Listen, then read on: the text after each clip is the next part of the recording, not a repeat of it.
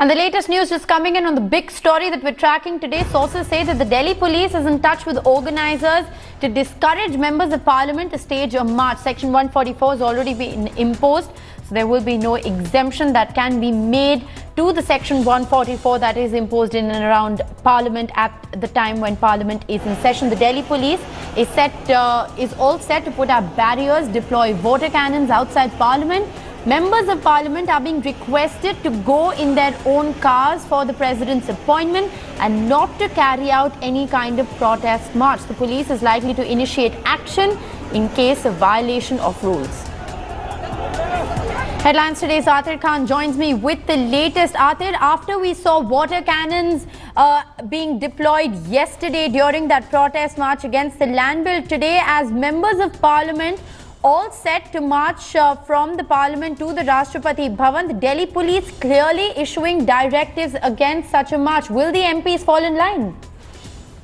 Well, that's right. You see, it's a very important march which has been planned by almost 6 political parties. It will be led by none other than the Congress President Sonia Gandhi. That is expected. However, we are learning from our sources in Delhi police that the police is vehemently going to oppose it. The reason being that section 144 is imposed whenever the parliament session is on, and therefore no exceptions could be made for the MPs who are planning this march. Delhi police officers are in touch with the organizers to request them to ensure that the MPs go to the President's house for the appointment in their cars, right, rather than marching all the way. And if need be, if there is any violation, the police could also initiate action against them.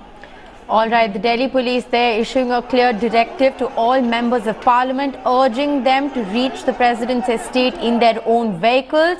As section 144 has been imposed around parliament, MPs are being told by the Delhi police not to stage that protest march as planned. Will the MPs fall in line, or will we see violent scenes unfold like yesterday's? Of course, a question that remains to be answered. Atir Khan is going to continue to track developments on that big story for us.